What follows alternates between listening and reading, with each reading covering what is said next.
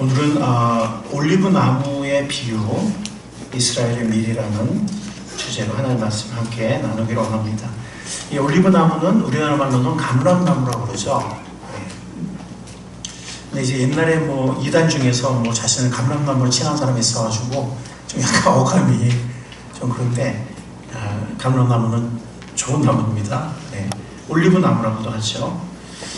자, 우리 한번 제목을 같이 읽어보겠습니다. 이 감람나무 빼고 시작. 올리브 나무 비유 이스라엘의 미래. 네. 뜻을 생각하면서 한번 더 읽겠습니다. 올리브 나무 비유 이스라엘의 미래. 지금 세계는 격변 가운데 있죠. 네. 러우 전쟁, 러시아 우크라이나 전쟁은 지금 몇 년째 아직도 계속되고 있어서 정말 수많은 사람들이 죽고 있어요. 네. 다 셀 수 없을 만큼 수많은 젊은이들, 이젠 젊은이들이 모자라서 막 중년의 아저씨들까지 동원되어서 전쟁이 싸우고 있고 매일매일 수많은 사람들이 죽고 있습니다. 이란 그리고 그 동맹군들, 뭐 하마스라든지 후티라든지 헤볼란가 뭐 것도 있죠. 헤즈볼라 어려워요. 네, 저 옛날에 좀 기억력 좋았는데, 자, 이런 이란과 그 동맹군들과 한쪽에는 이스라엘과 미국 뭐 제한적으로 참전하고 있지만 어쨌든 이스라엘의 전쟁은 마치 영화처럼 극적으로 벌어졌고, 지금은 잠시 휴전 상태인 듯 하지만 언제 다시 불이 붙을지 아무도 알 수 없습니다. 다시 불 붙을 것 같아요. 네. 그리고 지금까지 4차례의 중동전쟁, 큰 중동전쟁이 있었는데, 지금 이 전쟁이 뭐 5번째 중동전쟁이 해야 될지는 모르겠지만 지상군이 동원이 안 돼서 뭐 5차 중동전쟁이라고는 안 하는 것 같아요. 그렇지만 어쨌든 뭐 사실상 5차 중동전쟁이죠. 근데 과거의 4차례 전쟁 중에서 정말 드라마틱하게, 극적으로, 정말 그 경상남북도보다도 작고 뉴저지주보다도 작고 인구도 600만 정도밖에 되지 않는 그 작은 나라가 10억이 넘는 인구와 그 오일 달러와 엄청난 무기들과 또 소련, 러시아의 지원을 받는 그런 아랍 열강들과의 전쟁에서 이스라엘이 한 번도 지지 않았죠.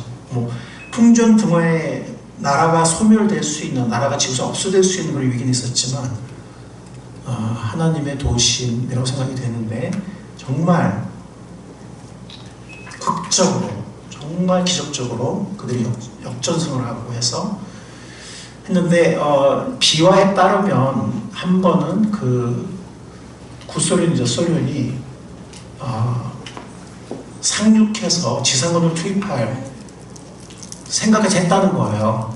그러니까 이스라엘이 이렇게 역전해서 너무 파죽지세로 막 이집트라든지 뭐 골란고리나 시리아나 뭐 요르단, 레바논 뭐 이렇게 막 다 차지하니까, 뭐 요르단 서안지구, 뭐 가자지구 다 차지하니까, 만약 이제 소련 강경 군부의 물론 일각의 움직임이었지만 만약 그 현실화되었으면 또 미군이 개입했을 것이고 아마 세계 대전으로 됐겠죠. 중동은 세계의 화약고라고 합니다. 단지 중동의 화약고가 아니라 세계의 화약고예요. 언제 세계 대전으로 번질지. 그러나 우리가 계시록을 보면 적어도 2차례 이상의 예루살렘을 중심으로 하는 세계 대전이 앞으로 일어날 것을 말하고 있습니다. 그래서 계시록은 분명히 이스라엘을 공격하는 걸로 촉발되는 세계대전이 적어도 2차례, 그 2차례가 대환란 전에 있을지 아니면 대환란 중에 있을지는 모르지만 적어도 한 차례는 대환란의 마지막 시기에 있고요. 그 첫 번째 세계대전은 제 생각에는 대환란 초기지만 어떤 사람들은 예수님 오시기 전에, 대환란에 들어가기 전에 있을 수 있다 이렇게 얘기를 합니다. 중동은 세계의 화약고입니다. 그리고 이스라엘은 초미의 관심사가 되고 있습니다. 전 세계적으로 미국 다음으로 전 세계 모든 나라의 전염도수에 가장 많이 나오는 게 미국 다음으로 이스라엘입니다. 그런가 하면 또 천재지변은 오늘날 세계의 상수가 되었습니다. 옛날에는 정말 몇십 년 만에 뭐 이런 것들, 근데 요즘에 보면은 몇십 년 만에라는 기록이 매년 갱신되지 않아요? 작년에도 그랬던 것 같은데 올해 또 뭐 몇십 년 만에. 이게 이제는 일상이 됐어요. 집중호우와 홍수, 대홍수, 산불고와 대화재, 무서운 지진들, 너무 덥고 너무 추운, 사람이 죽을 정도의 그런 이상기후들, 빙하가 녹고 해수면이 점점 올라오고 있는 거, 무서운 전염병, 앞으로 다가올 전염병, 앞으로 다가온다는, 필수적으로 다가온다는 거예요. 준비하고 있어야 된다고 그래요. 다시 온다는 거예요. 근데 그거는 코로나보다 더 무서울 것이다, 이렇게 얘기를 합니다. 성경에 이 모든 것들이 다 예언되어 있거든요. 다 지금 제가 말씀드린 게 성경에 다 예언되어 있어요. 종말의 징조. 근데 이 모든 현상들은 만화나 영화에만 나오는 것이 아니라 우리의 현실이 되었어요. 지금 우리나라도 집중호우의 호된 난리를 겪고 있죠. 뭐 몇십 년 만에 기록을 갱신했다고 합니다. 계속 갱신할 겁니다. 우리는 시대를 분별해야 합니다. 아멘. 말세의 현상들을 분별해서 알아야 합니다. 아멘. 역사가 어디로 가고 있는지도 알아야 합니다. 우리가 분별해야 하고 꼭 알아야 하는 것 중에 아주 중요한 것 중에 하나가 뭐냐면 바로 이스라엘에 대한 것입니다. 이스라엘의 과거, 현재, 미래 다 기적 같아요.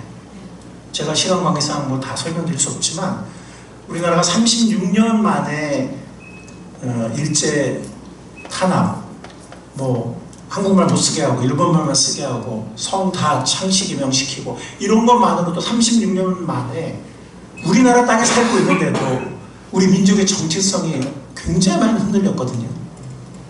우리나라 땅에 살고 있으면서도, 자기 집에 살고 있으면서도.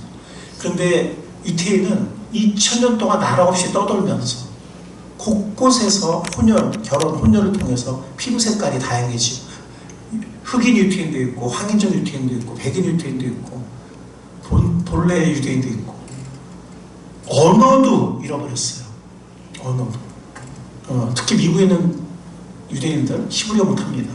대부분 못합니다. 그리고 각 나라에 살고 있는 유대인들 일부 사람들 외에는 히브리어 못합니다. 그리고 히브리어 자체가 죽었다가 몇십 년 전에 부활했습니다. 자, 언어도 잃어버렸어요. 피부색도 잃어버렸어요. 나라도 잃어버렸어요. 2000년이 흘렀어요. 계속 혼혈이 됐어요.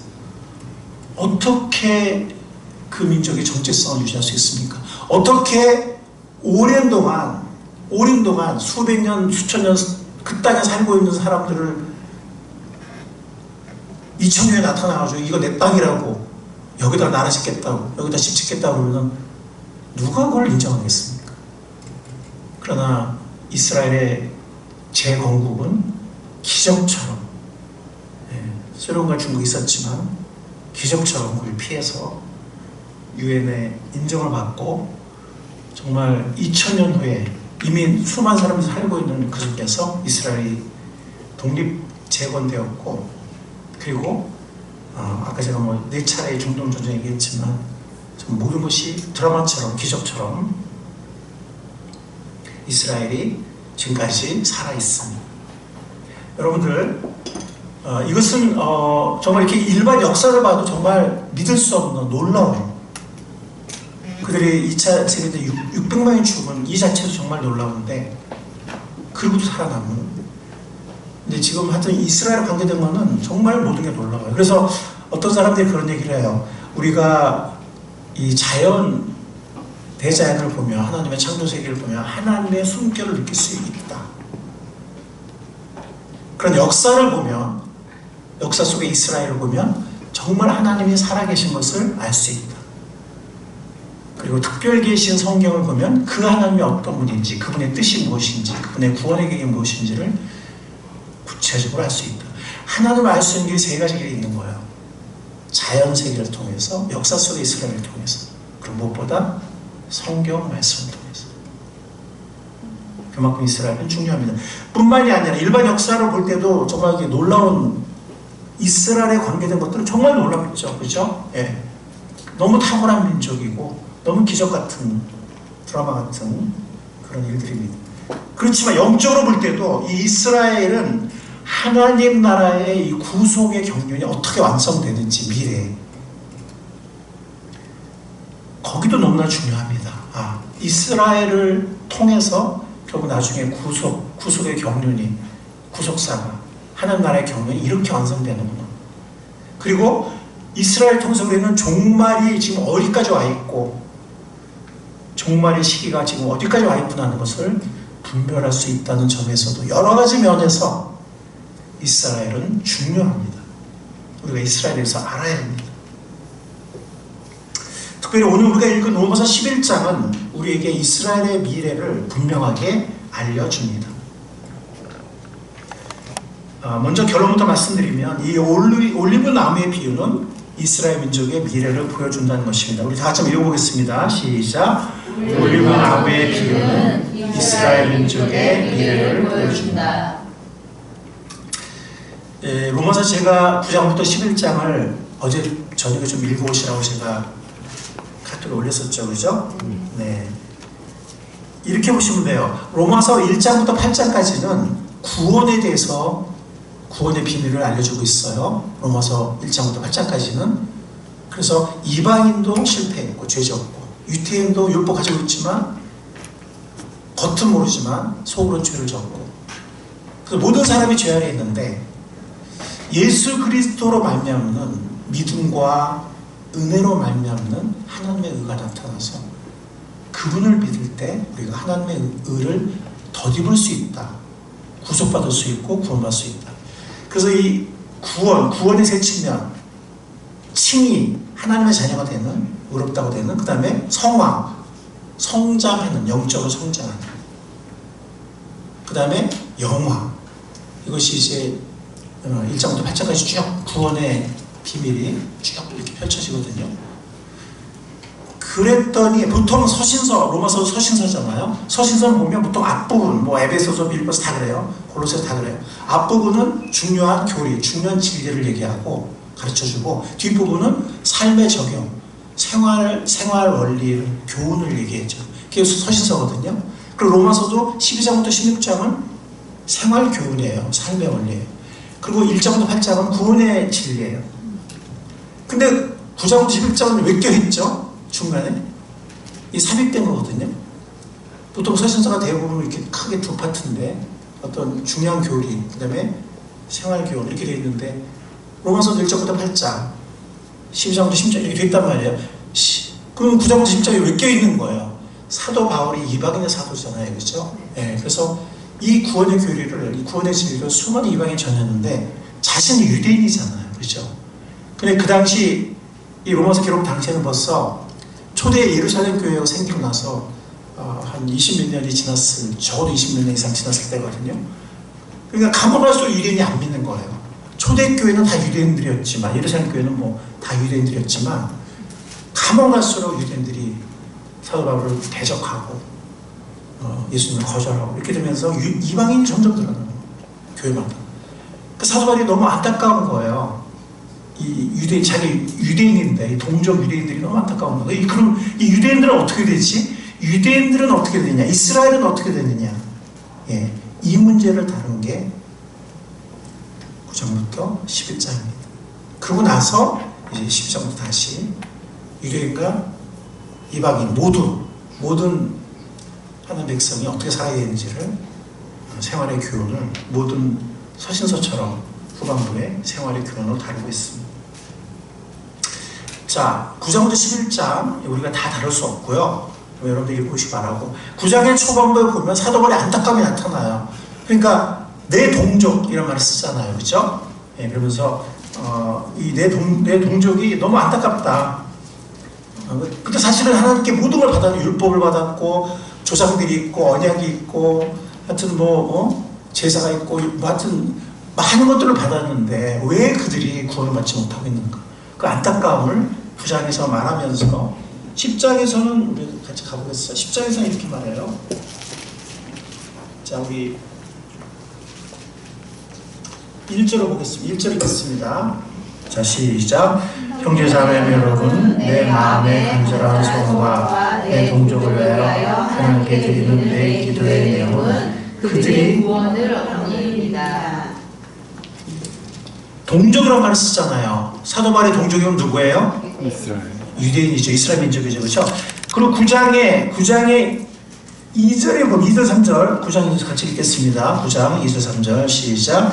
나에게는 큰 슬픔이 있고 내 마음에는 끊임없는 고통이 있습니다. 나는 육신으로 내 동족인 내 결례를 위하는 일을 하면 내가 저주를 받아서 그리스도에 끊어질지라도 달게 받겠습니다. 그러니까 그들이 구원을 받을 수 있다면 자기가 끊어져도 좋다. 그 정도로 안타까움이 있고 슬픔이 있고 동족이 구원받기를 원하는 겁니다. 여기서 말하는 건 다 누구예요? 내 결례, 내 동족. 누구를 말합니까? 유대인, 이스라엘 민족을 말합니다. 그런데 이제 결론은 11장이 나오기 때문에 11장 끝부분만 보도록 하겠습니다. 자, 쉽게 말하면 이거예요. 제가 그림을 좀 그릴까 했는데 제가 컴퓨터로 그린 게 아직 능수가 못해서. 자, 여기 감람나무가 있어요. 여기 가지들이 있잖아요. 네, 근데 여기 굵은 가지가 감람나무 굵은 가지가 있는데 그게 뭐냐면 구약의 이스라엘이에요. 구약의 이스라엘이라는 가지가 이렇게 있었는데 어느 날 그게 꺾인 거예요. 메시아가 왔는데 메시아를 거절한 겁니다. 예수님을 배척했어요.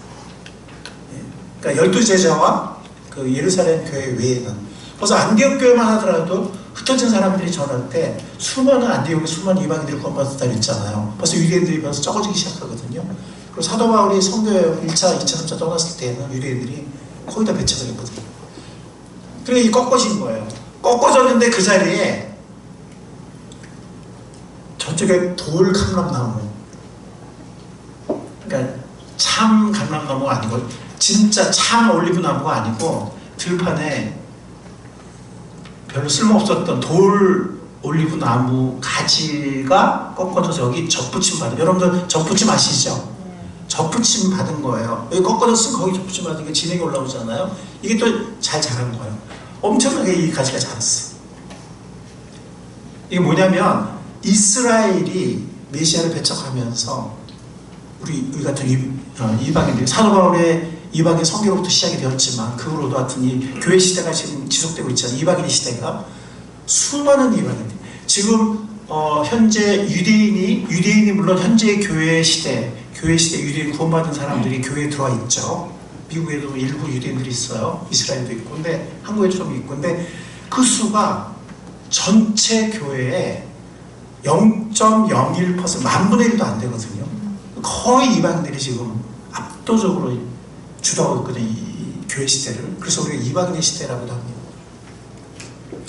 그러면 이 꺾어진 이 참 올리브나무, 참 감람나무 어떻게 되냐?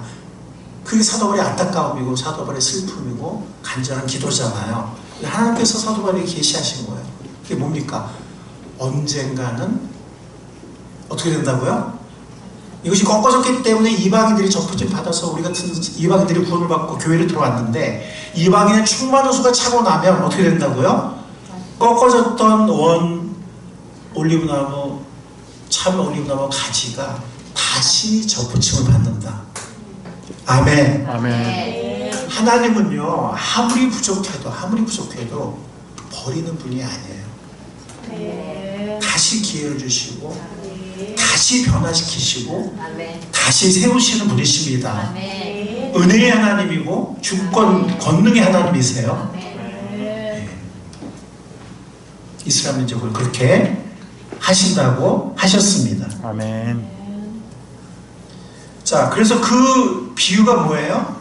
초대 예루살렘 교회는 대부분 유대인이었잖아요. 그죠? 그러니까 이 감람나무의 원래 가지는 유대인이에요. 그리고 구약의 이스라엘도 유대인이고.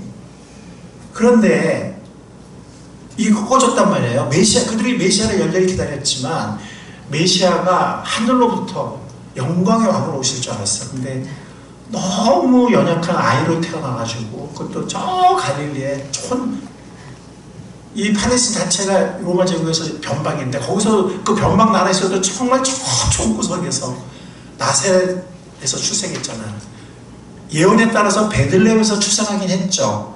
그 로마 황제가 인구 호적 등록하라 그래가지고 나사렛에서 여행을 해서 베들레헴에서 여행 중에 태어난 거예요. 이게 예언이 성취죠. 메시아가 베들레헴에 태어난다고 그랬으니까 예언이 성취했지만 원래 고향은 나사렛이고 다시 나사렛으로 가서 나사렛의 총구석에서 성장했단 말이에요. 그러다 보니까 베들레헴 예수가 아니라 나사렛 예수가 됐어요. 그러니까 사람들이 율법 구약을 좀 아는 사람들이나 뭐 이런 사람들이 선입관념에서 나사렛에서 무슨 선한 것이냐, 메시아 아니다.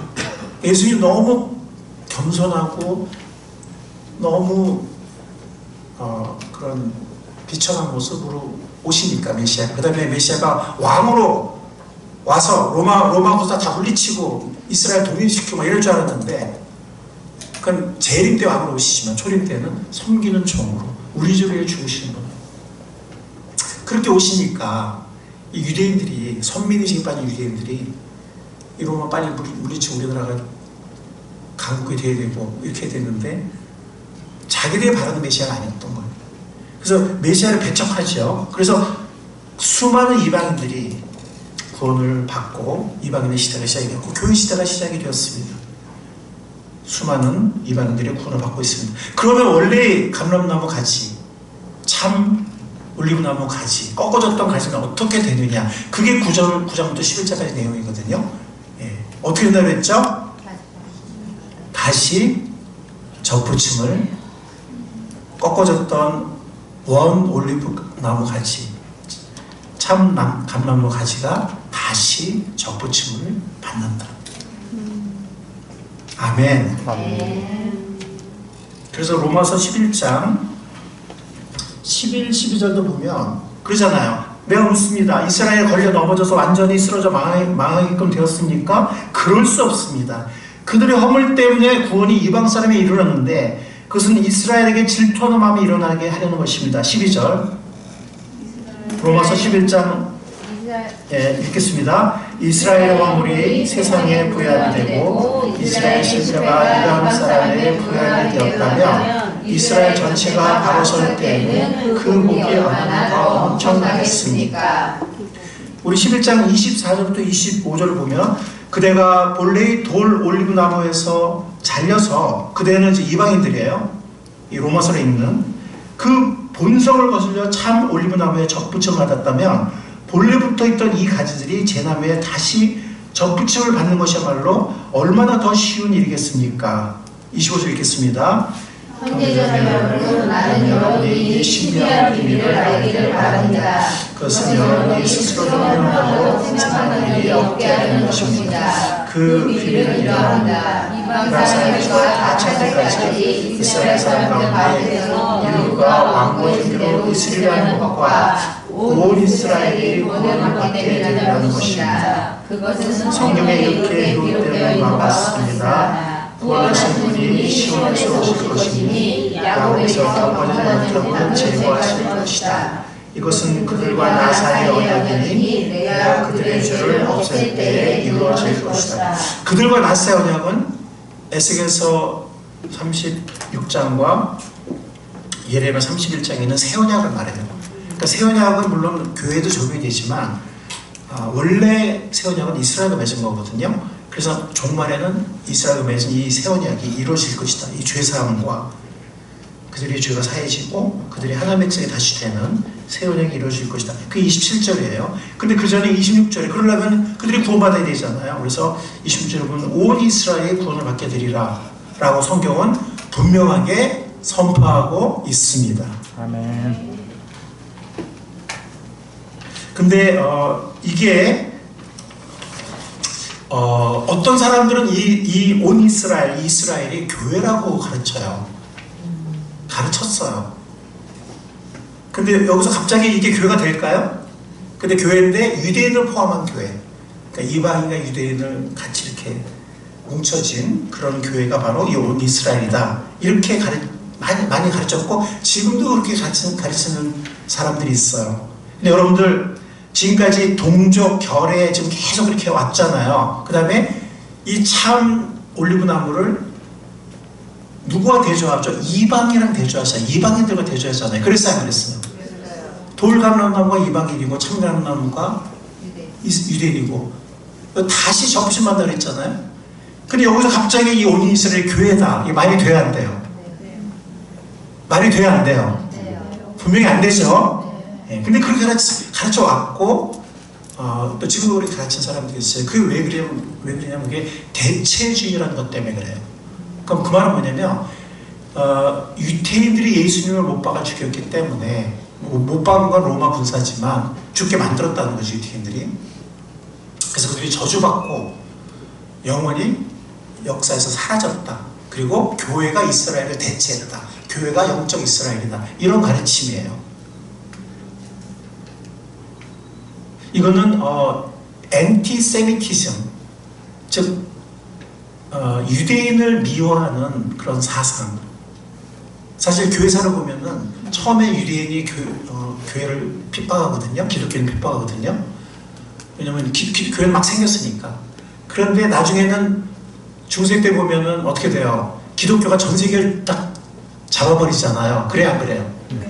그때는 또 굉장히 유태인을 탄압했어요. 그래서 유태인들이 또 억울하게 많이 죽었거든요. 그러니까 그냥 서로 이렇게 상처를 준 거예요. 그런데 이 교부들이나 아니면은 또 중세 종교 개혁 같은 이런 사람들이 유태인들이 기독교를 핍박했던 것만 끄집어내가지고 교회가 그들을 핍박한 거는 끄집어내지 않고 끄집어내가지고 이 유대인 엔티 유대인 세상을 자꾸 이렇게 시킨 거예요. 예, 그래서 그런 사상이 지금도 흘러내리고 있거든요. 우리나라 보면은 이스라엘 싫어하는 사람들 굉장히 많아요. 그냥 서로 상처를 주는 거거든요. 그래서 저는 지금 뭐 이스라엘의 뉴스레터 받아보는 게 있어요. 또 톡방에서 거기 보면 우리나라 언론에 나오지 않는, 그러니까 유태인들이 뭐 하마스 처음에 할 때 뭐 몇천 명이 죽었는지, 억울한 민간인들이 또 수명이 어떻게 납치돼서 고문당하고 지금도 정신병에 걸리는 막 그런 사람들 막 이런 얘기들이 있는데 우리나라 언론 하나 보도 안 되죠. 그냥 뭐 이렇게 막 공격했다. 군사력은 이스라엘이 세니까 이쪽에서 뭐 일방적으로 때린 것 같고 막 이런 건 보도가 되는데, 어떻게 보면 워낙 작은 나라니까 이 사람들은 뭐 이란이 핵무기 가지고 자기는 끝장이에요. 그 다음에 어떻게 보면 선제 공격을 해요. 왜냐면 너무 작은 영토고 너무 작은 인구고 이러기 때문에 뭐 아차하면 그냥 자기 나라 순식간에 없어지거든요. 그러니까 그런 면이 있어요. 그러니까 제가 말씀드린 거는 현대 국가 이스라엘이 지금 있잖아요. 정부가 있고, 제가 그 현대 국가 정부를 제가 무조건 두둔하는 게 아니에요. 예, 저는 그런 입장이 아니고, 저는 이스라엘 민족 이해하시죠?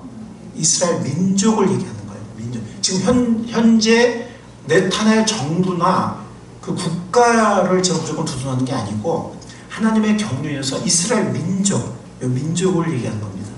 이해하시겠죠? 네. 자, 그래서 이스라엘이 온 이스라엘 구원을 받게 되는데 언제 이루어지는가? 자, 대체주의는 굉장히 중요한 구절이 뭐냐면은 이거예요. 자, 우리 찾아보겠습니다. 마태복음 21장을 잠깐 가보겠습니다. 마태복음 21장 43절 보겠습니다. 이 마태복음 21장 33절부터 보면은 이게 포도원과 소작인의 비유거든요. 포도원 농부의 비유거든요. 그래서 주인이 포도원을 이렇게 맡기고 멀리 떠났어요. 그리고 소출을 받으려고 자기 종들을 보냈는데 이 포도원 농부들이 이 종을 잡고 때리고 심지어 죽이기까지 하는 거예요. 그래서 나중에는 이 포도원 주인이 아들을 보내요. 내 아들을 보내면 존중하겠지. 그랬더니 이 아들 죽이면 상속인이 없어지는 거니까 이거 다 우리 거야 하고 아들마저 죽여버려요. 그러니까 예수님을 이제 죽일 거라는 그 비유죠. 그죠? 그런데 여기 보면 43절 우리 다 같이 읽겠습니다. 시작. 그러므로 나는 너에게 말한다. 하나님께서는 너에게서 하나님의 나라를 빼앗아서 그 나라에 열매를 맺는 민족에게 주실 것이다. 바로 요 구절을 가지고 너희가 유태인이고 열매 민족은 이방인이다 이래가지고 유태인에게서 하나님의 나라를 유태인 하나님의 나라를 뺏겼다. 그 이제 이스라엘은 더 이상 필요 없다. 교회가 다 그 역할을 대체한다. 이런 대체주의가 여기서 주장을 하고, 근데 어떻게 보면 이 유태인을 미워하는 그런 어떤 정서, 그런 역사적인 여러 가지 사건들, 그런 것이 이제 유태인을 각 나라에서 핍박하는. 우리는 독일이 2차 세계대전 600만 가스실에서 600만 유태인 학살한다, 그거만 알고 있잖아요. 제가 동유럽 여행에서 알게 된 건데, 헝가리였나 뭐 폴란드 같은 그 유럽의 동유럽의 기강 있잖아요. 그 강 이름이 뭐죠? 네, 그러니까 어떤 나라는 다뉴브라고 하고 어떤 나라는 또 이게 이름이 달라지는 워낙 기니까. 근데 어느 나라에서 우리나라에서 왜 음악인들이 이렇게 순방하면서 이렇게 막 노래하는 거 있잖아요. 유럽 가서 예, 옛날에 그 있었어요. 거기 그 자리에 가서 제가 갔던 거지. 거기 보면 이렇게 신발 동상들이 있어요. 조그만 신발 동상. 그게 뭐냐면 유태인들을 강에 밀어가지고 죽이는, 익사시키는. 그래서 거기 신발이 남겨진 그 신발을 이렇게 조각을 해서 지금 가까이 있거든요. 그 자리에서만 100만 명이 죽었다는 거예요. 그건 그거는 독일에게 죽은 게 아니에요. 동유럽의 다른 민족한테 죽은 거예요. 그러니까 우리는 아우슈비츠 600만 가스실 그것만 알고 있지만 각 나라에서 러시아도 같은 엄청난 핍박을 받는 거예요. 그러니까 그런 반유대인 정서가 굉장히 전 세계적으로 깔려 있거든요. 그게 배경, 대체주의의 배경은 그게 사실은 배경이에요. 어느 날 이거 제가 어제도 제가 2시까지 성경 연구를 했는데요. 설교 준비를 했는데요. 여기 이거를 아까 로마서 같은 경우도 제가 최신 로마서 탑 5 주석을 봐도 이 온 이스라엘을 다 민족적 이스라엘을 봐요. 이거를 교회 보는 사람은 현대 주석, 권위인 주석 가운데 지금은 없어요.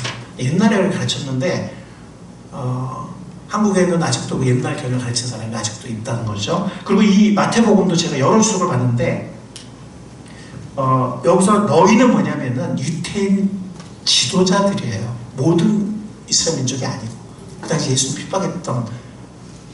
그래서 여기 45절에 바로 또 나오잖아요. 그들이 누군지. 45절 읽겠습니다. 시작.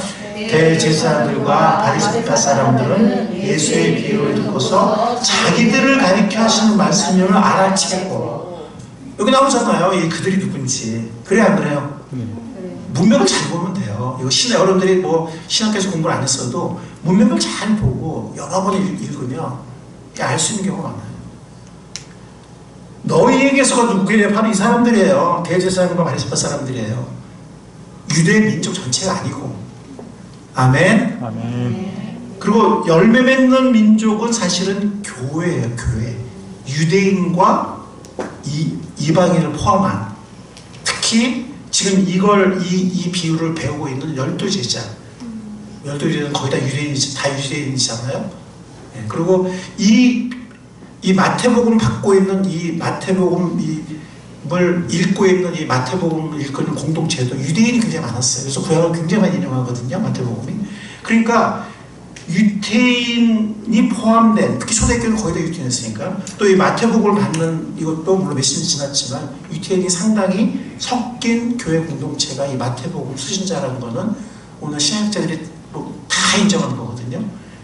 네. 그러니까 이 열매를 백성은, 이 새로운 민족은, 새로운 민족, 하나님의 새로운 백성은 교회예요. 그래서 우리가 베드로서 2장에 보면 우리를 왕같은 제사장, 교회를 왕같은 제사장이요 거룩한 나라요 하나님의 백성이다, 하나님의 민족이다, 이렇게 얘기하는데 같은 에스노스거든요. 그래서 그날의 열매를 민족은 이제 예수님을 믿는 새로운 공동체, 유태인과 이방인이 함께하는 교회라는 새로운 하나님의 백성을 말하는 거거든요. 그리고 거기에 지도자는 유태인 12지도자가 되겠죠. 근데 이거를 뭐 유태인 전체가 뭐 뺏겼고 유태인을 뺀 순서 이방인만으로 된 받았다, 이 말이 안 되는 거죠. 이해하시겠죠? 네. 그래서 그들이 누군지는 바로 밑에 나온다는 거죠. 그리고 사실 새로운 민족, 왕같은 제사장이 될 이 새로운 교회는 유태인 리더들이 이끌었거든요. 초기는 다 유태인이었고. 그러니까 유태인에게서 뺏었다는 게 말이 안 되는 거지.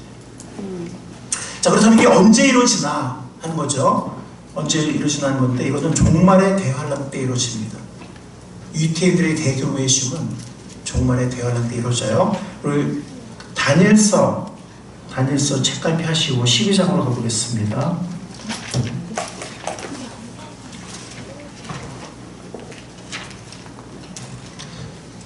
오늘 설교 조금 길어요. 여러분들 이렇게 좀 집중해 주시고, 중요한 주제니까 이렇게 집중해 주시기 바랍니다. 12장 1절 보겠습니다. 12장 1절. 다니엘서 12장 1절.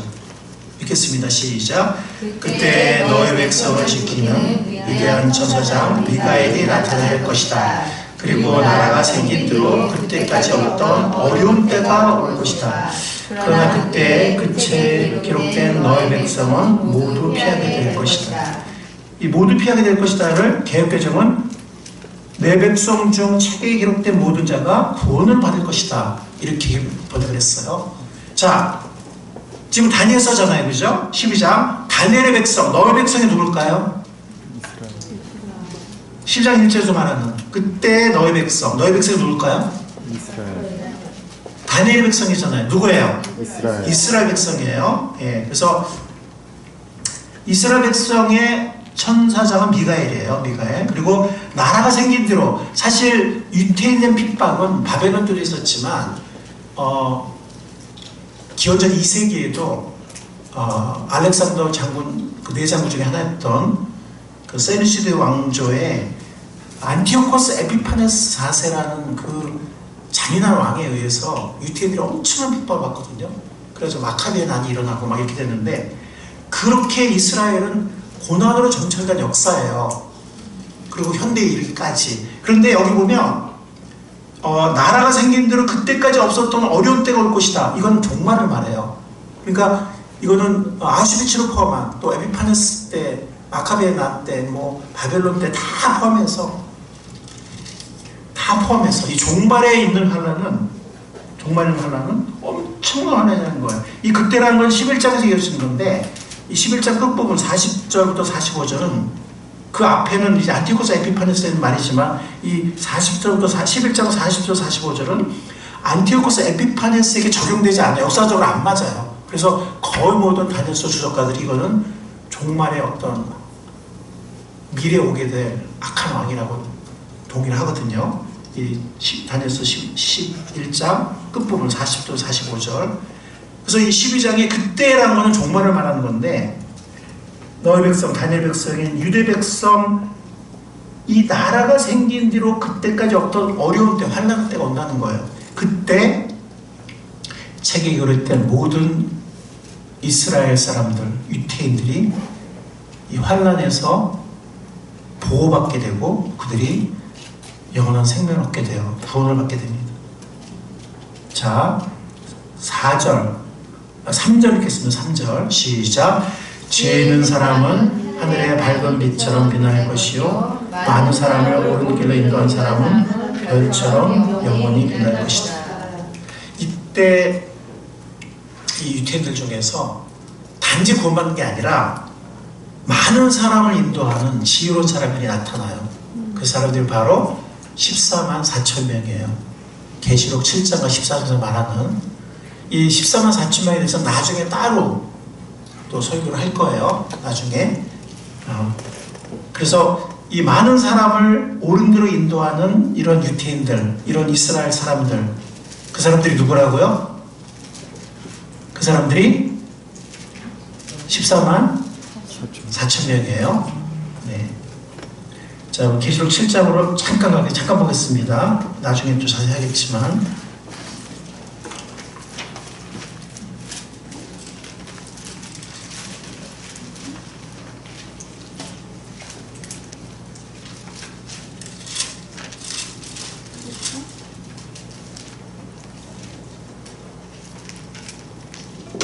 자,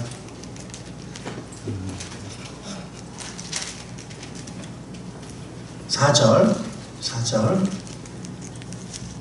자, 읽겠습니다. 시작. 내가 들은 바로는 도장에 찍힌 사람의 수가 14만 4천 명이었습니다. 이와 같이 이스라엘 자손의 각 지파에서 나온 사람들이었습니다. 이 이스라엘 14만 4천 명 이들의 선교로 이들의 복음 전도로 9절 읽겠습니다. 9절 시작.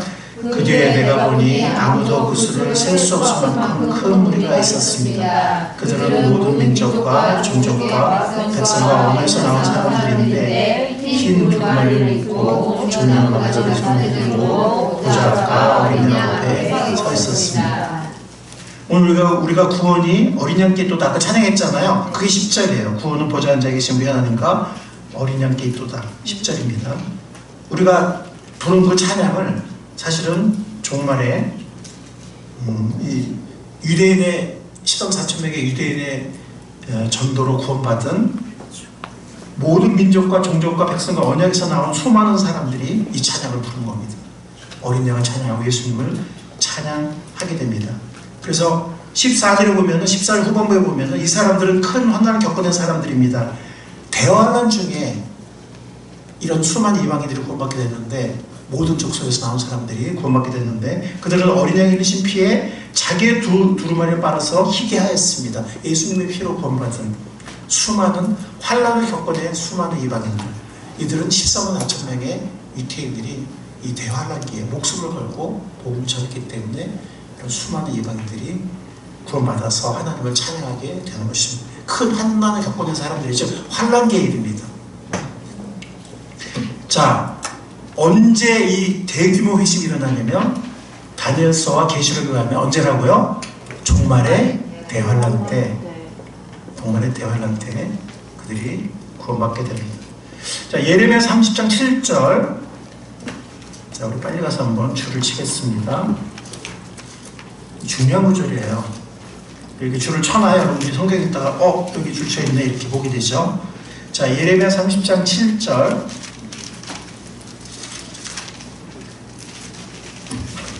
자, 예레미야 30장의 소제목 제목이 뭐예요, 여러분들? 성경에 뭐라고 되어 있죠? 이스라엘 회복에 대한 약속. 네, 우리가 오늘 다루는 주제예요. 자, 30장 7절 보겠습니다. 읽겠습니다. 시작. 슬프다 그날이에요. 무엇과도 비교할 수 없는 무서운 날이다. 야곱이 당하는 환난의 때이다. 그러나 야곱은 구원을 받을 것이다. 이 무서운 날, 야곱이 당하는 큰 환난의 날. 근데 그때 누가 구원받아요? 야곱이 구원을 받아요. 이 유태인들은 이상해요. 큰 핍박과 고난이 있어야 정신 차려요. 그때 변화돼요. 이 민족. 바벨론 때도 그랬고 2차 세계 때도 그랬고 하여튼 마카비 난 때도 그랬고.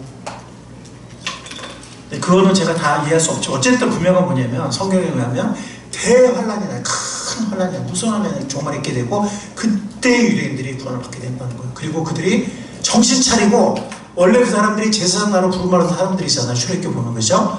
근데 지금까지 선민의식에 빠져가지고 그냥 우리가 최고야, 이방인은 더러워 막 이렇게 하고 제사장 역할을 안 했잖아요. 초대교회도 구원받았는데 예루살렘만 모였고 여기가 좋사오냐고 맨날 찬양하고 떡 먹고 그냥 교제하고 흩어지지 않았잖아요. 사마리아 땅 끝까지 가라니 안 갔잖아요. 하나님 흩으시고 그걸 인정하기 위해서 베드로를 보내고 방언으로 인증하셨잖아요. 그렇죠? 그러니까 이 사람들은 선민의식에 빠지고 제사장 민족 역할을 안 했는데 대환란 나라들이 깨닫고 정신 차리고 이때 제사장 나라의 역할을 해요. 그래서 아까 7장에 보면 그들의 전도로 수많은 각 족속과 방언에서 나온 수많은 이방인들이 큰 환난에서 나와서 구원받고 하나님을 찬양한다고 그랬잖아요. 아멘. 아멘. 그래서 그들의 대규모 구원, 또 그들의 어떤 사명의 회복 이런 것이 대환란 때 이루어집니다. 이것은 다니엘서 71회로 비롯되는 건데요. 다니엘서 71회, 이건 71회라고 여러분 들어본 적 있어요? 네. 자, 다니엘서 9장으로 저도 가겠습니다. 오늘은 화면을 준비 안 했어요. 왜냐하면 찾아서 줄을 쳐야 돼요, 여러분들이. 자, 9장 27절 보겠습니다. 24절을 먼저 읽겠습니다. 전반부만.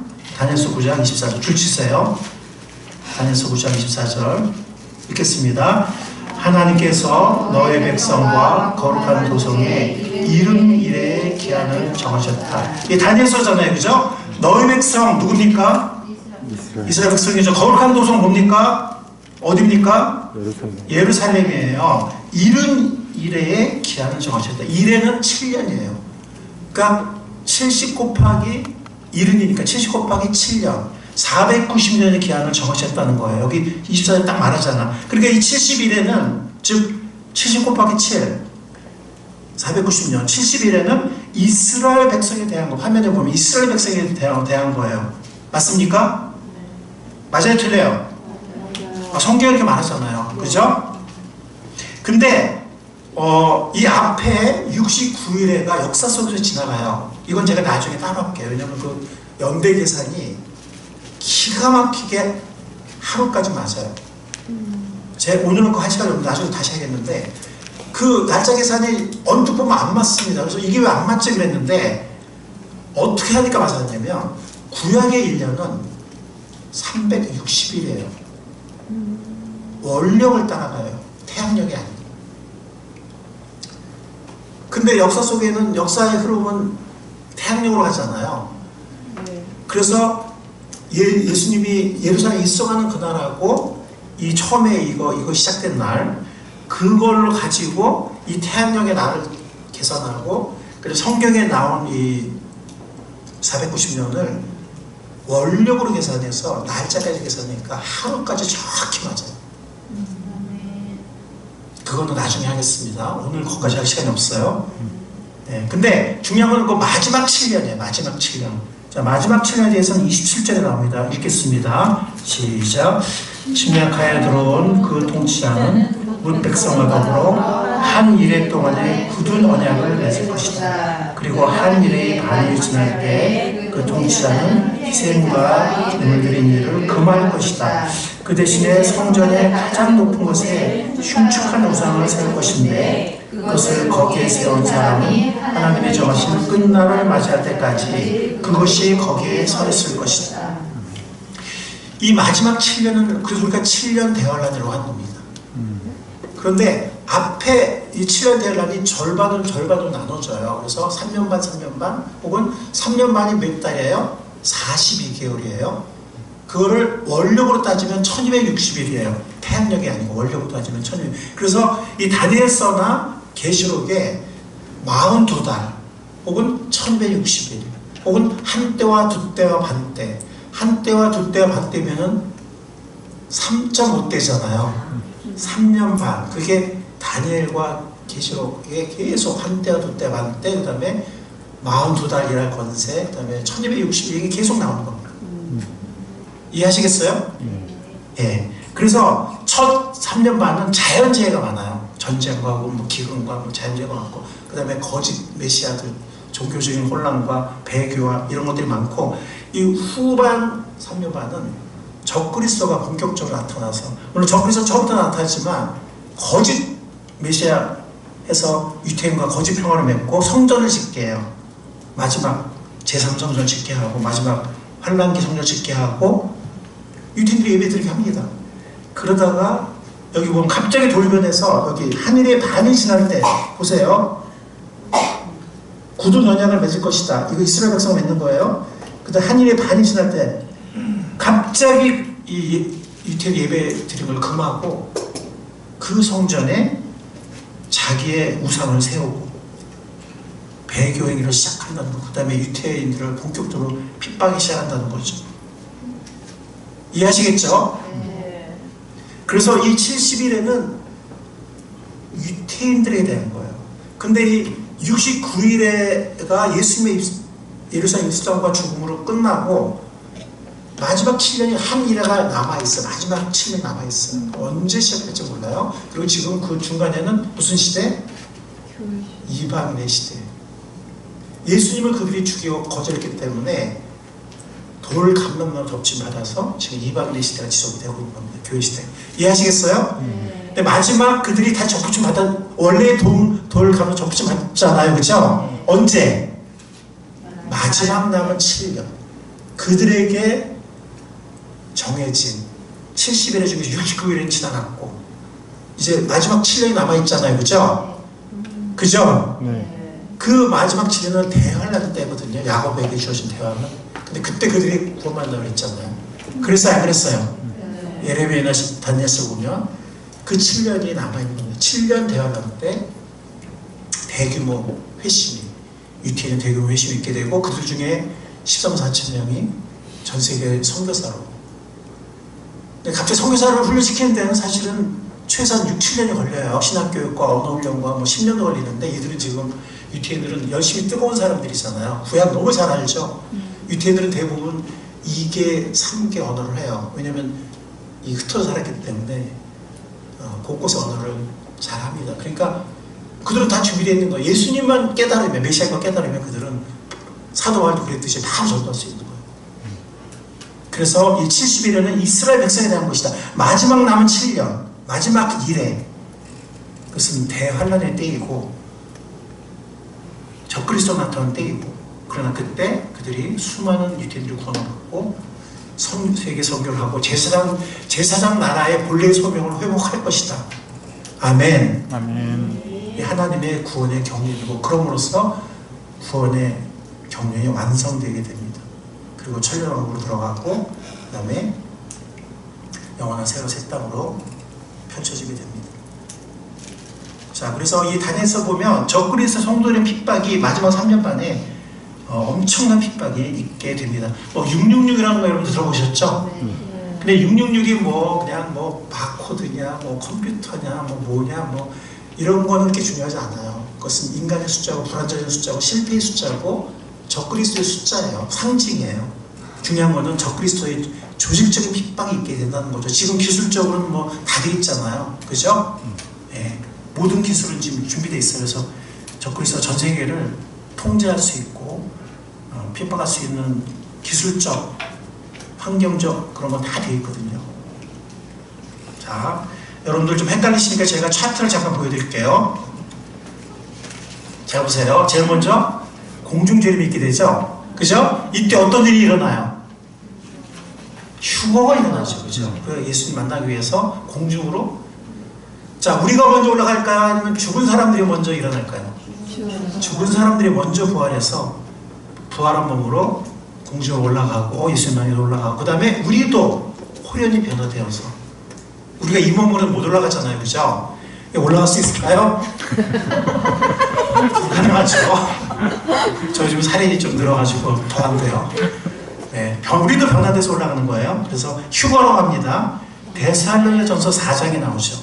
데살로니가전서 4장. 어떤 사람들은 휴거 오르면 이상하게 하는데, 왜냐면 옛날에 다미성교회라든지 지금 킹제임스 버전 올리, 킹제임스 버전이 영감받았다는 이런 사람들이 휴거를 이상하게 강조를 해서, 또 특히 다미성교회는 휴거의 때를 막 정하고 이래가지고 휴거 오르면은 이단 아니야? 막 이러는데, 그 뭐랑 똑같냐면 왕국 그러면 여호와의 증인이 아니야?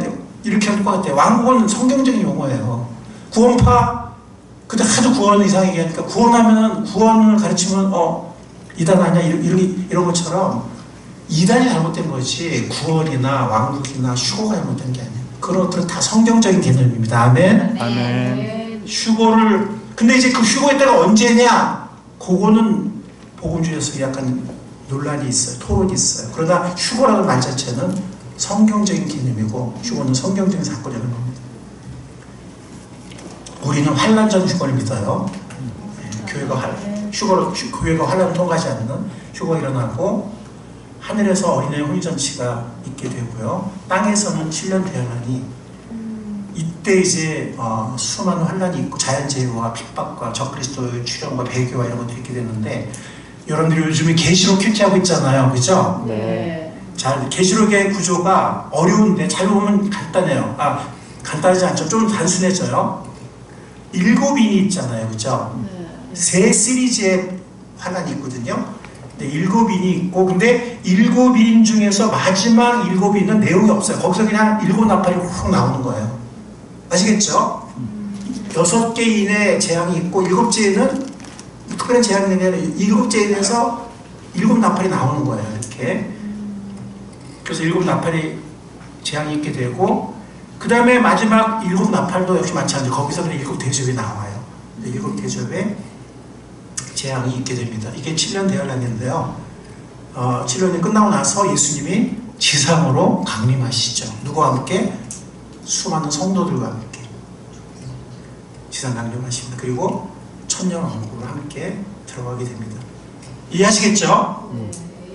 이해하시겠어요? 네. 자, 다시 어떻게 된다고 했죠? 예수님의 공중 재림이 있고, 이때 성도들은 그리고 부활한 성도들도 휴거되고, 어린이 혼유잔치, 예수님과 함께 기쁨에 이룰 7년 대환란이 땅에서는 일어나는데, 이것은 계시록에 나오는 6, 7장 7인 8, 9, 10, 11 7 나팔 15, 16, 19장까지 7대죠. 물론 이 사이사이에 두식임도 있고 여러 사건들이 있는데 크게 보면 그렇다는 거예요. 그래서 7번째 인에서 7 나팔이 나오고 7번째 나팔에서 7 대접이 나온다는 겁니다. 그리고 7년 대환란 후에는 예수님이 성도들과 함께 이 땅의 왕으로, 두 번째 오실 때 왕으로 심판자로 오셔서, 그리고 영원하지 않은 천년왕국과 그 다음에 영원한 새 땅으로 들어가게 됩니다. 단계적으로 천년을 거쳐서.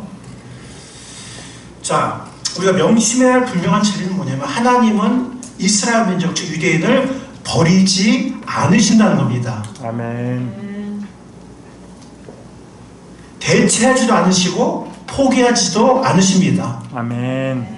우리에게도 그러듯이 유태 민족을 하나님은, 물론 그들이 실패한 민족이지만 버리지 않고 대체하지도 않고 포기하지 않으신다는 겁니다. 그래서 로마서 11장에 분명하게 말씀하고 있습니다.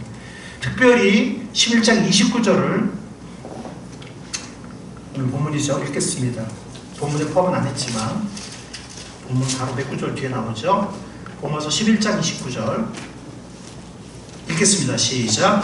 하나님께서 주시는 고마운 선물과 부르심은 철회되지 않습니다. 영어 성경은 캔슬되지 않는다는 거예요. 그러니까 하나님이 그들을 제사 민족으로 부르셨어요. 하나님의 백성을 부르셨어. 그 부르심은 철회되지 않는다는 거예요. 인간의 실패와 인간의 허물과 실패에도 불구하고 철회되지 않는다는 거예요.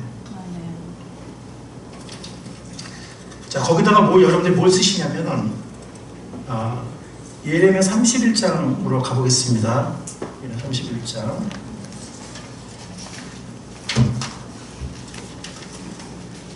자, 오늘 마지막 구절이에요. 자, 예레미야 31장. 예레미야 31장은 새 언약, 옛 언약이 실패했기 때문에 새 언약을 주시는 약속이거든요. 자, 31장 31절. 자, 읽겠습니다. 시작. 그때가 오면 내가 이스라엘 가문과 유다 가문에 새 언약을 세우겠다. 거기까지요. 됐어요. 이것은 내가 그들의 조상의 손을 붙잡고 이집트 땅에서 데리고 나올 때 세운 언약과는 다른 것이다. 그 언약은 옛 언약이잖아요. 모세 언약이잖아요. 그죠? 그것과 다른 새 언약을 세우겠다는 거예요. 그쵸? 그러면서 쭉 새 언약은 두 가지 생각합니다. 하나는 죄사함. 두 번째는 성령 우리가 보내셔서 우리 마음판에 하나님의 법을 새기고 하나님의 자녀가 되게 하는 성령의 약속과 죄사함의 약속, 두 가지가 새 언약의 키포인트인데 여기 다 나오거든요.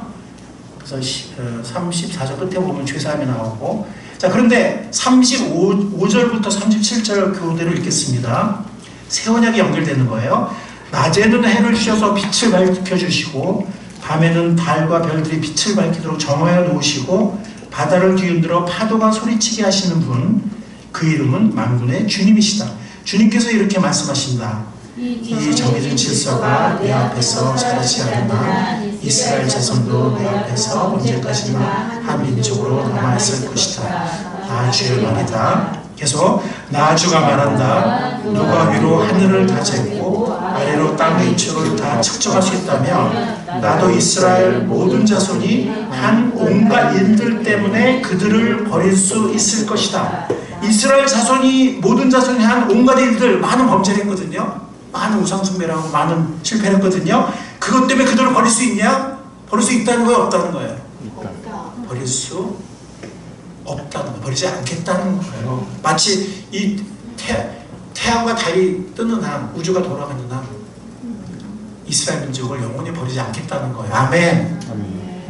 그러니까 대체주의라는 건 정말 비성사적인 거예요. 그거는 유대인들이 미워하는 사상에서 나오는 거예요.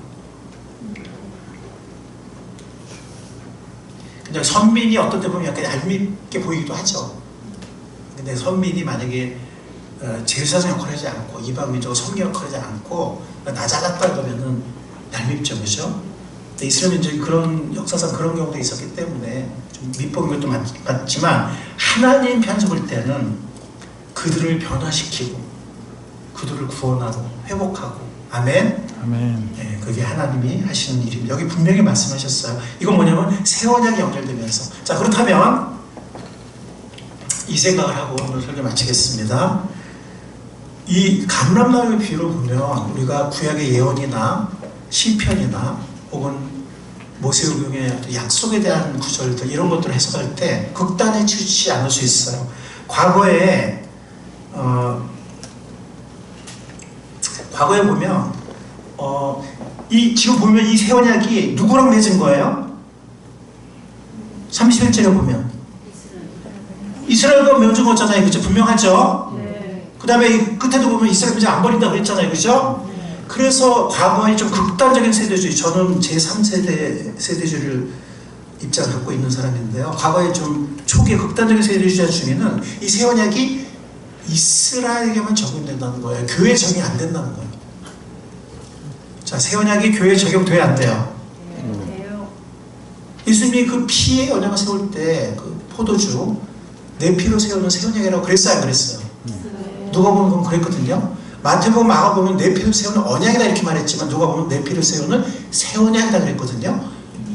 그러니까 과거에 어떤 극단적인 세대, 왜냐면 이 본문이 그러니까 여기 이스라엘과 유다를 세웠다 그랬어요, 안 그랬어요? 그렇죠, 그죠? 그러니까 너무 구약적인 상황에 집중을 해서 새 언약은 이스라엘 민족과만 세운 거다. 그러면 교회는 뭐냐? 그건 다른 새 언약이다. 아니면 그냥 이렇게 좀 이삭 떨어진 거 주워 먹는 거다. 이런 식으로 하는 그런 사람들이 있었고요. 또 이 대체주의자들은 교회에서 예수님이 새 언약 세운다고 그랬지 않았냐? 아까 포도원 농부 비유하면 그들은 뺏겼다고 그랬으니까 그러면 새 언약은 교회를 위한 거다. 이스라엘에게 아니다. 이렇게 양쪽 극단이 있다는 거예요. 근데 감람나무 비유해 보면 원 감람나무도 살리고 돌 감람나무도 함께 해요, 안 해요? 그러면 이 새 언약도 이스라엘에게 적용이 되고 교회에도 돌 감람나무에 적용이 되고 미래의 이스라엘, 환난기 때 구원받을 이스라엘, 미래에 다시 접붙임 받을 원 올리브 나무에게도 이 새 언약이 다시 종말이 이루어질까요, 안 이루어질까요? 그렇게 다중 성취, 다중 적용을 해야 돼요. 아멘? 아멘. 오늘은 제가 이 예를 제가 여러 가지 준비를 했는데 오늘 시간이 없어서 하나만 하고 마치겠는데 여러분들이 시편의 많은 부분 아니면 예언서의 많은 부분 또 아브라함 언약이나 같은 모세오경이나 역사서의 어떤 약속에 관련된 그런 많은 구절들을 볼 때 이것이 그냥 그 당시만 적용이 되나 아니면 교회 시대만 적용이 되나 이 대체주의자들은 이거 다 구약을 다 그냥 예수님으로 구약을 다 그냥 교회로 해석하려고 그래요. 구약의 원래의 뜻을 무시해버리고 근데 또 극단적인 세대주의자들 저는 뭐 극단적이지 않지만 과거에 그런 경우는 또 구약의 문맥에 충실하게 이건 그냥 그 당시의 말이고 이거는 이스라엘과만 맺은 거고 막 이렇게만 하려고 하는 근데 우리가 이 감람나무의 비유를 보면 원 감람나무에 적용이 되고 돌 감람나무도 합류하고 원 감람나무는 꺾어졌지만 종말이 회복이 되어서 미래 이스라엘에게 온전히 성취가 되고 그들이 제사장의 소명을 회복하고 아멘? 이해하시겠죠? 예. 네, 여러분들이 신학교로는 안 갔지만 이것만 잘 깨달아도 구약의 많은 부분을 여러분들이 극단적이지 않게 균형 있게 다중 성취로 이렇게 해석을 할 수 있으리라고 믿습니다. 아멘. 여러분들 이게 수많은 그 학자들이 그런 얘기를 하고 이 구약과 신약을 연구하고 또 예언을 연구하는 수많은 사람이 무슨 얘기를 하냐면 이구동성의 말이 뭐냐면 종말의 예언이 성취되려면 이스라엘이 건국돼야 된다는 거예요. 독립이 돼야 된다는 거예요. 그런데 20세기 초만 하더라도 그러니까 1948년도에 우리나라랑 똑같아요. 건국 날짜가 건국해가 우리나라 언제 건국했죠? 48년. 물론 임시정부가 있지만 어쨌든 본격적으로 건국 48년이죠. 이스라엘도 48년도에 독립을 하고 재건국을 했습니다. 똑같습니다. 자, 근데 그때까지는 이스라엘이 독립하고 그 2000년 동안 버려졌던 땅에 다시 돌아와서 남이 살고 있는데 재건국한다는 거는 불가능한 일이다라고 사람들이 믿었어요. 그걸 믿은 사람들은 정말 소수였어요. 근데 지금 이스라엘은 버젓이 있잖아요. 그죠? 그러니까 우리가 그걸 당연시하는데 사실은 그거는 정말 성취되기 불가능한 예언으로 많은 사람들이 생각했거든요. 근데 이루어졌어요? 안 이루어졌어요? 48년도에 이루어졌습니다. 그 다음에 환란 성전이 지어지려면 예루살렘의 통치권을 회복해야 되거든요. 이 예루살렘의 통치권을 회복한 것이 6.1 전쟁 1967년도예요. 기적처럼 이루어졌습니다. 근데 성전산의 통제권은 가지지 못했어요. 왜냐면 거기 성전 그 템플 마운트에 뭐가 있어요? 황금 사원이 있잖아요. 이슬람 사원이 지금 있잖아요. 그죠? 그런데 그 통치권, 그 통제권을 이스라엘 측에서 드디어 확보를 했어요. 언제입니까?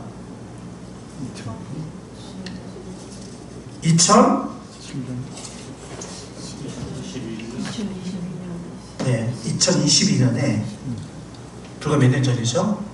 그 성전 마운트, 성전산의 통제권을 이스라엘이 드디어 확보를 했습니다. 그 건드리면 큰일 나거든요. 잘못하면. 근데 자연스럽게 대모를 진압하면서 통제권을 확보를 했습니다. 이제는 모든 준비가 다 됐어요. 그래요, 안 그래요?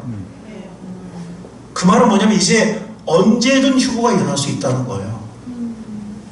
물론 어떤 사람들은 예수님의 공중전이가 휴거 전에 제3성전이 지어진다. 그 다음에 세계대전이 일어나 이렇게 주장하는 사람도 있지만, 보는 사람도 있지만 그거는 환란기로 들어가서 얼마든지 가능하거든요. 그거는 적그리스도가 위태의 마음을 얻고 세계 평화를 얻기 위해서 이스라엘에게 성전 짓도록 허락할 수 있거든요.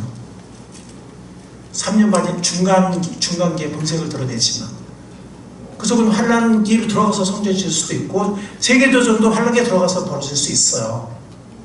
그렇기 때문에 지금 환란기가 시작이 되거나 휴거가 일어나는 동시에 환란기 시작이 되잖아요. 휴거가 일어나기 전에 이루어질 예언들은 이미 거의 다 이루어졌다는 거죠. 이스라엘을 보면 알 수 있다는 거죠. 물론 전 세계 이런 천재지변이나 이런 것도 보면 알 수 있지만 또 전 세계 배교나 이런 거 보면 알 수 있지만 역사로 본다면 이스라엘의 독립과 예루살렘의 회복과 성전산의 통치권의 확보와 이런 모든 것들이 이제는 언제든 예수님이 오실 수 있는 이 땅에 대환란이 시작될 수 있는 그런 시기에 우리가 살고 있다는 것입니다. 아멘.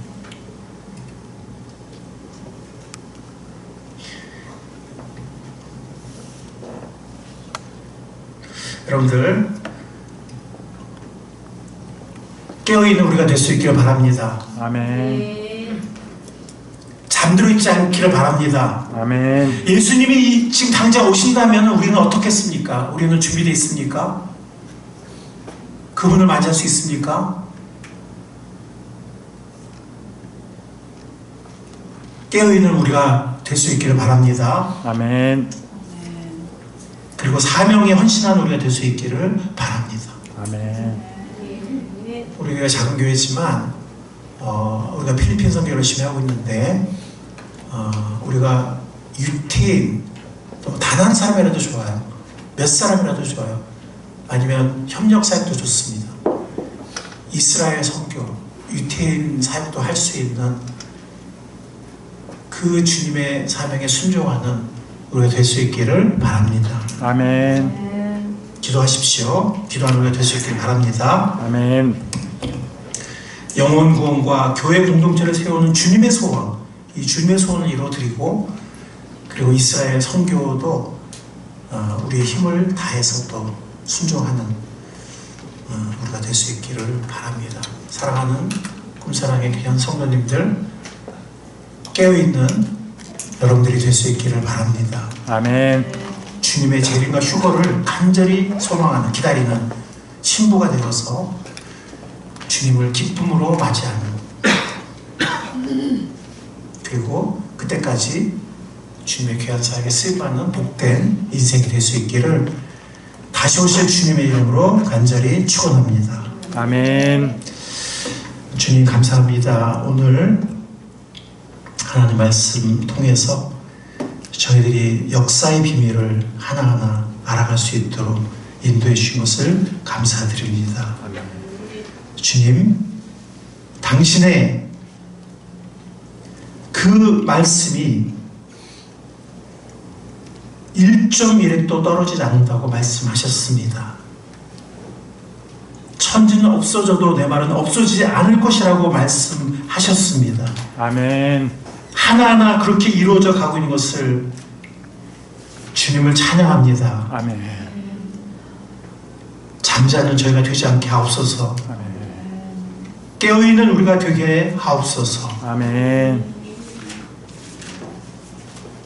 주님의 신랑 되신 주님이 언제라도 오실 텐데 순결한 신부로 기쁨으로 살아가는 주님을 만날 수 있게 하옵소서. 아멘. 그리고 그때까지 우리의 사명을 충성되게 감당하는 귀한 우리들이 되게 인도하여 주옵소서. 아멘.